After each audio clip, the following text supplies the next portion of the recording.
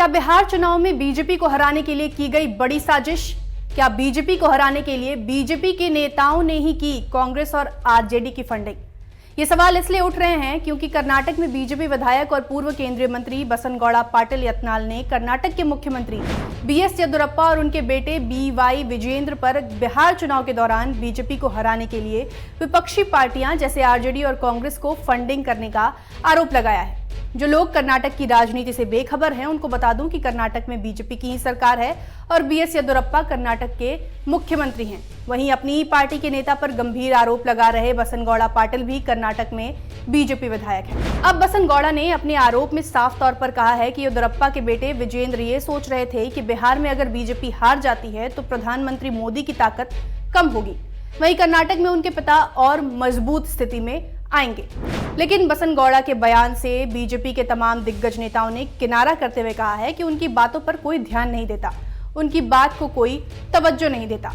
BJP के नेता भले ही इस मामले से खुद को दूर कर रहे हों, लेकिन कर्नाटक के इस विधायक की लगाई आग की लपटें अब बिहार तक पहुंच आई है। बसनगौड़ा यत्नाल के इन दावों पर जब हमारे संवाददाता उत्कर्ष सिंह ने बिहार की विपक्षी पार्टियों के नेताओं से प्रतिक्रिया जानने की कोशिश की, तब उन्होंने जवाब में क्या कहा, ये सुनिए।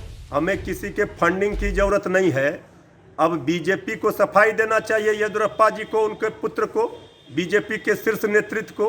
उनके इस आरोप में ये तो तय है, ये तो दम दिख रहा है कि आदरणीय प्रधानमंत्री नरेंद्र मोदी जी, अमित शाह जी के हिटलर शाही तानाशाही रवैये से बीजेपी के अंदर लोग परेशान हैं।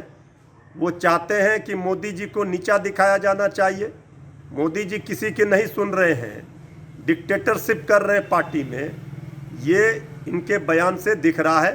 ठीक है, उन्होंने ये बहाना बनाया कि महागठबंधन को फंडिंग इन्होंने किया है। हमें किसी फंडिंग की ज़रूरत नहीं। हमारे साथ बिहार की जनता तेजस्वी यादव जी की सरकार बनाना चाहती थी, लेकिन मैनेज मैंडेट के बल पर एनडीए सरकार बन गई, लेकिन जनता के दिलों पर तेजस्वी यादव ही राज कर रहे हैं। कर्नाटक भाजपा के नेता और पूर्व केंद्रीय मंत्री का जो बयान आया है कि येदियुरप्पा और उनके बेटे ने बिहार चुनाव में आरजेडी और विपक्षी पार्टियों को पैसे दिए बीजेपी को हराने के लिए, मैं समझता हूं कि ये अपने आप में एक बकवास बयान है। लेकिन इस बयान का एक ही मतलब है कि भारतीय जनता पार्टी में भी कई ऐसे लोग हैं जो नरेंद्र मोदी जी से छुटकारा पाना चाहते हैं, अमित शाह से छुटकारा पाना चाहते हैं, और कहीं न कहीं उनका इंटेंशन है कि बीजेपी जहाँ जहाँ चुनाव हो वहाँ पराजित हो। तो ये इसके अतिरिक्त इसका कोई मायने निकलने का कोई मतलब नहीं है। लेकिन जिस तरह से उन्होंने कहा कि येदियुरप्पा और उनके बेटों ने यहाँ आरजेडी को फंडिंग की है, यह बेसलेस है। इन बातों का कोई आधार नहीं है और भारतीय जनता पार्टी को इस तरह के अनाप शनाप उनके नेताओं को बयान देने का कोई मतलब नहीं बनता है। इधर राज्य में बीजेपी के सहयोगी जेडीयू ने बसनगौड़ा के दावों को गंभीर बताया। जदयू प्रवक्ता अजय आलोक ने उम्मीद जताई कि बीजेपी आलाकमान इसकी पूरी जांच करेंगे। देखिए, बीजेपी के ही पूर्व केंद्रीय मंत्री हैं, वर्तमान में एमएलए हैं कर्नाटका से। अगर वो ऐसी बातें कह रहे हैं तो ये तो बहुत गंभीर विषय है कि आरजेडी और कांग्रेस को फंडिंग की गई एनडीए बीजेपी को हराने के लिए।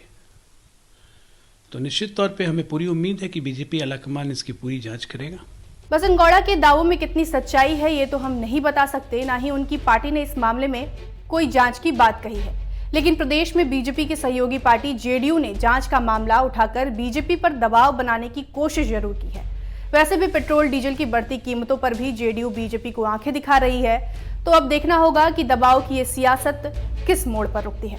आपको ये वीडियो कैसा लगा हमें जरूर बताएं। अगर पसंद आया तो लाइक करें, कमेंट करें, अपने दोस्तों के बीच साझा करें और हमारा चैनल सब्सक्राइब करना बिल्कुल भी ना भूलें। शुक्रिया।